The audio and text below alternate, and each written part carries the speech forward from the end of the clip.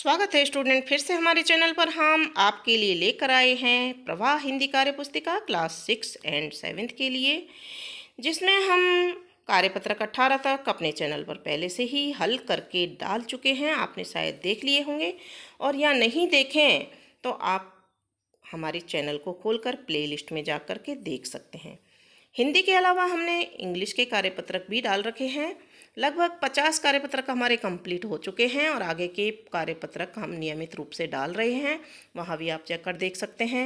गणित विषय के कार्यपत्रक यानी मैथ्स के कार्यपत्रक हमने हिंदी मीडियम और इंग्लिश मीडियम दोनों मीडियम में डाल रखे हैं, उन्हें आप देख सकते हैं। अब हम शुरू करेंगे हिंदी विषय के क्लास 6 और 7 के कार्यपत्रक 19 और 20 को इस वीडियो में देखने वाले हैं, जिसमें 19वें कार्यपत्रक में दे रखी है दक्षता व्यावहारिक व्याकरण की, मुहावरों को समझते हुए वाक्यों में प्रयोग कर पाने की। और पहला प्रश्न है, सामने दिए गए अर्थ से मुहावरों का मेल कीजिए। यहाँ पर मुहावरा और सामने अर्थ है, लेकिन क्रम वाइज नहीं है, सही नहीं है, हमको सही से मिलान करना है। पहला है अंधे की लकड़ी, तो अंधे की लकड़ी का मतलब होता है एकमात्र सहारा, तो यहाँ से मिला देंगे। नाक में दम करना, परेशान करना, कमर कसना, तैयार होना, कान पर जूं न रंगना यानी किसी भी बात का असर न होना। पीठ दिखाना यानी कायरता दिखाना, कायरता यानी कि हम में बिल्कुल भी वीरता नहीं है, हम उस चीज़ का सामना नहीं कर पा रहे हैं, तो कायरता होती है। पीठ दिखाना यानी कहीं से भाग जाना पीठ दिखाकर। प्रश्न नंबर 2 है,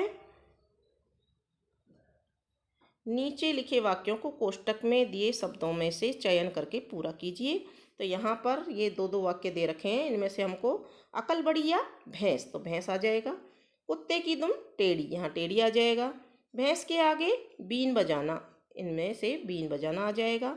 ऊँट के मुँह में जीरा, जीरा आ जाएगा। यहाँ दे रखा है चारा और जीरा, तो चारा नहीं आएगा, यहाँ मुहावरा बनता है ऊँट के मुँह में जीरा।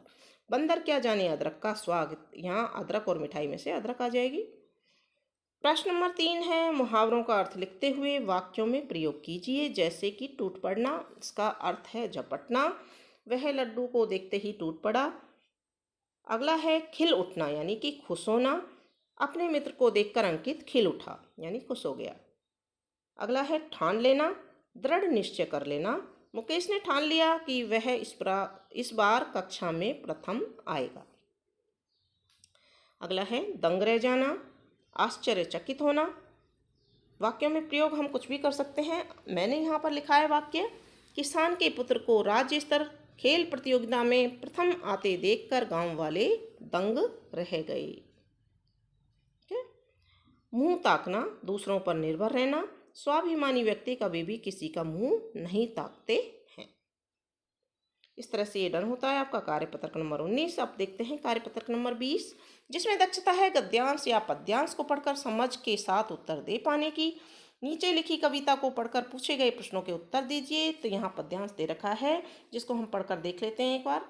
नाव लहर में मचल रही है, धीरे धीरे उछल रही है, कभी बड़ी तेजी से बढ़ती, कभी कभी वह संभल रही है। चलती जाती दूर दूर तक, बहती जाती दूर दूर तक, नाव हमें लगती है सुंदर, कहीं सैर को निकल रही है, यानी कि ये नाव सैर के लिए निकल रही है। पहला प्रश्न है, नाव उछल रही है, कहाँ पर उछल रही है? तो यहाँ हमने देखा है कि वो लहर में उछल रही है। प्रश्न नंबर 2, नाव हमें लगती है डरावनी सुंदर, दोनों ही दोनों नहीं, तो यहाँ सुंदर लगती है, यहाँ टिक कर देंगे। नाव कहाँ के लिए निकल रही है? नाव सैर के लिए निकल रही है। कविता को समझते हुए अपने शब्दों में लिखिए, यानी कि इस कविता का भावार्थ हमें जैसे समझ में आता है वैसे हमको लिखना है। जैसे कि मैंने यहाँ लिखा है, नाव जो कि बहुत सुंदर लगती है, लहरों पर सैर करने निकली है, वह कभी उछलती है, कभी धीरे चलती है, कभी तेज चलती है तथा संभलती है। इस तरह नाव दूर तक जा रही है। आप भी इस प्रकार से भावार्थ इसका लिख सकते हैं। 5वां प्रश्न है, विलोम शब्द लिखिए।